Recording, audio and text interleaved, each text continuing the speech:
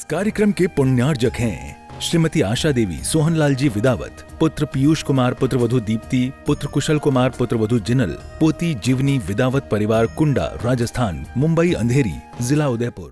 प्यारी प्यारी भव्य आत्माओं,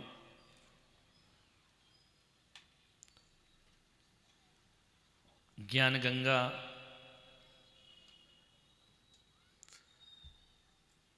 कलकत्ते के पास पहुंच गई, बस अब सागर में मिलना बाकी।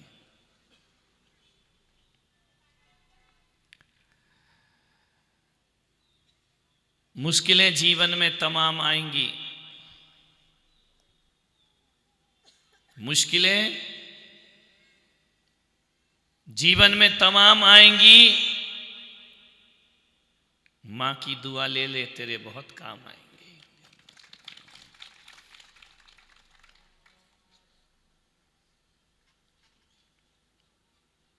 समुंदर से पूछा कि मां क्या होती है।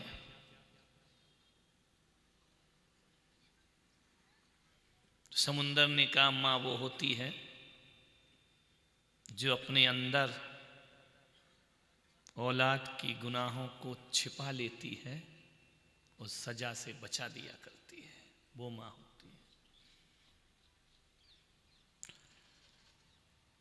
आकाश से पूछा कि मां क्या होती है, तो बोले मां वो जन्नत होती है जो मां के कदमों में बसा करती है। ईश्वर से पूछा कि मां क्या होती है, तो ईश्वर ने कहा मां वो होती है जो मुझे भी गोदी में खिला लेती है, वो दुनिया में मां हुआ करती है। सारा संसार ईश्वर की गोद में खेलता है और ईश्वर ऐसा है जो मां की गोद में खेला करता है। ध्यान रखना कि सारा संसार परमात्मा ने बनाया है। ये भारत की श्रद्धा कहती है, भारत की आस्था कहती है कि संसार की रचना ब्रह्मा जी करते हैं।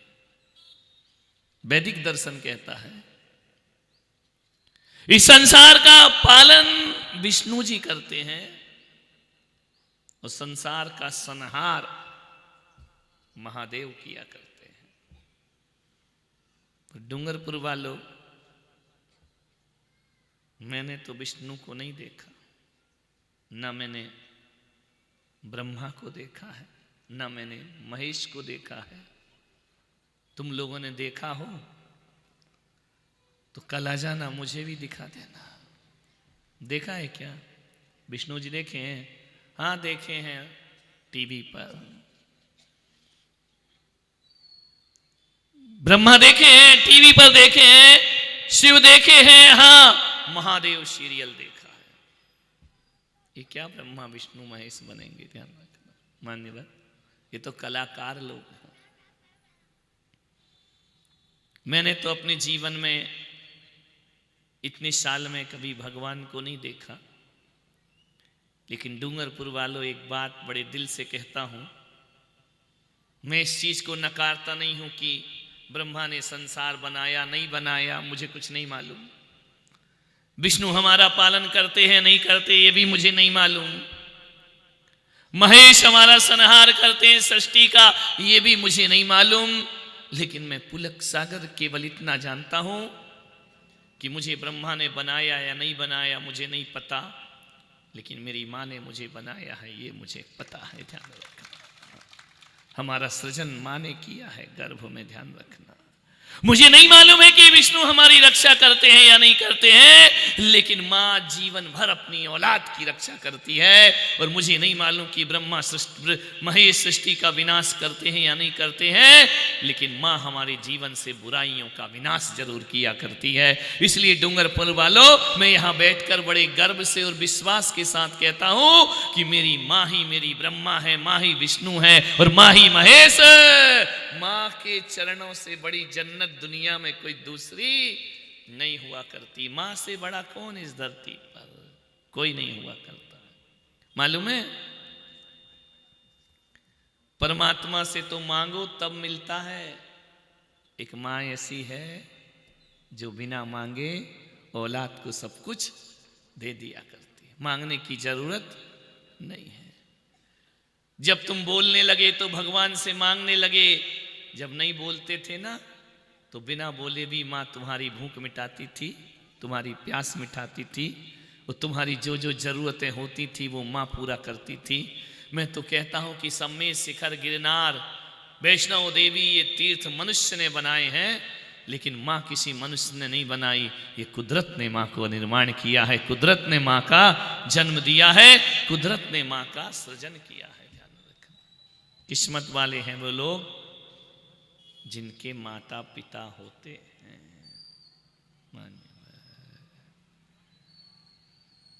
जब मैं माँ पर बोलता हूं तो ऐसा लगता है कि जैसे मैं परमात्मा पर बोल रहा हूं।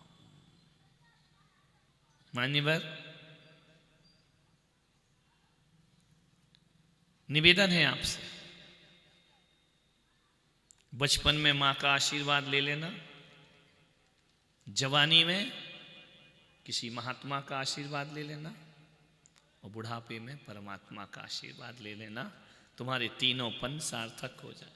देखो, बजाना है तो ढंग से बजाओ, ड्रामेबाजी मत करो। कोई टैक्स नहीं लग रहा, कोई जीएसटी नहीं रखी मोदी ने इसमें, यानी ये कैसा कर रहा, एक देख रहा बजाऊं कि नहीं। अब जो नहीं बजाएगा वो पागल आदमी है, यानी उसको बात समझ ही नहीं आ रही है।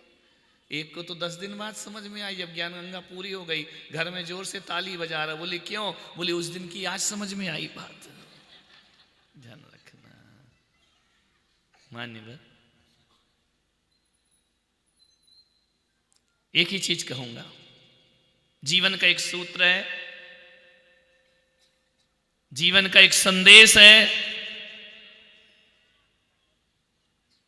मां से बड़ा ना कोई शब्द है, मां से छोटा कोई शब्द नहीं है।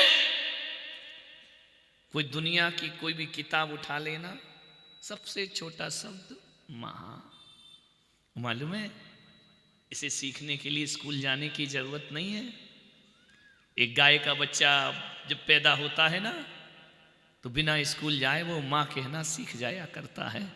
मां कहने के लिए कोई किताबों की जरूरत नहीं होती है, क्योंकि मां अक्षर नहीं, मां जिंदगी का अनुभव हुआ करती है। ध्यान रखिए, मां से छोटा कोई शब्द नहीं है, और मां से बड़ा जीवन में कोई दूसरा अर्थ। मां से बड़ा अर्थ क्या होगा? शब्द छोटा, अर्थ बड़ा है। मान्य जुबान पर मां शब्द आ जाए ना तो जुबान मीठी हो जाती है, कानों में अमृत घुलने लगता है, ममता का सागर लहराने लगता है। और जो अपनी मां की सम्मान नहीं कर सकता, उसकी व्रत विधान, पूजा, त्याग, तपस्या सब जीरो हुआ करती है। ध्यान रखना, सबसे बड़ी दुनिया में मां होती है। माँ का प्यार बड़ा अनूठा प्यार है, नहलाती है, धुलाती है, शरीर की गंदगी साफ करती है, साबुन लगाकर चेहरे को चमकाती है, लेकिन उसके बाद एक काजल का काला टीका भी माँ माथे पर लगा देती है।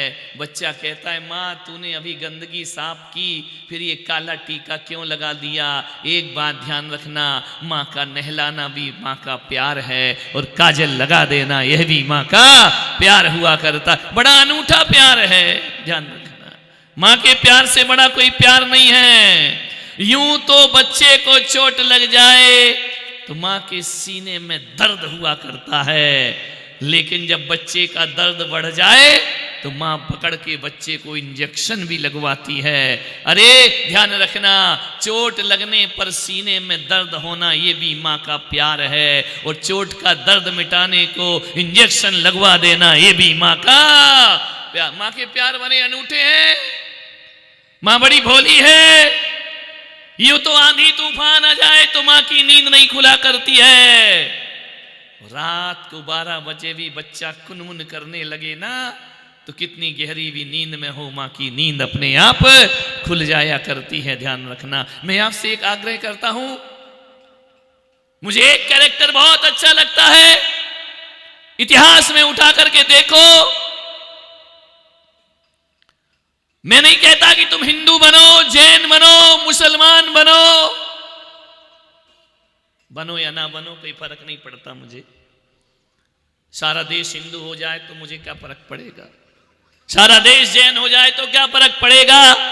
ध्यान रखना, मैं नहीं चाहता कि तुम हिंदू बनो या मुसलमान बनो, लेकिन एक चीज जरूर कहूंगा, महावीर बनो या ना बनो, राम बनो या ना बनो, कृष्ण बनो या ना बनो, जीसस बनो या ना बनो, लेकिन हर आदमी को यदि अपने घर में जन्नत के दर्शन करना है तो हर आदमी को भगवान बने या ना बने, हर आदमी को श्रवण कुमार जरूर बनना चाहिए। ध्यान रखना अपनी जिंदगी में, जैन है वही भी श्रवण कुमार बने, बौद्ध है वही भी श्रवण कुमार बने, हिंदू है वही भी श्रवण कुमार बने, मुसलमान भी श्रवण कुमार बने। कोई जाति मजहब में बदलो या ना बदलो, हर बच्चे को श्रवण कुमार जरूर बनना चाहिए। ध्यान रख, श्रवण कुमार बनने की साधना करो। कितनी माताएं हैं, आज ईमानदारी से हाथ उठाना, जो ये चाहती हो कि मेरा बेटा श्रवण कुमार बने, हाथ उठाइए ईमानदारी से। क्या बात है, सबके घर श्रवण कुमार। माताएं उठाएं, बहनें उठाएं तो चले, बूढ़ी बूढ़ी अम्माएं उठा रही हैं, क्या बात। कितनी जल्दी सबने हाथ उठाया। मेरा आपसे एक निवेदन है, बात तीखी है।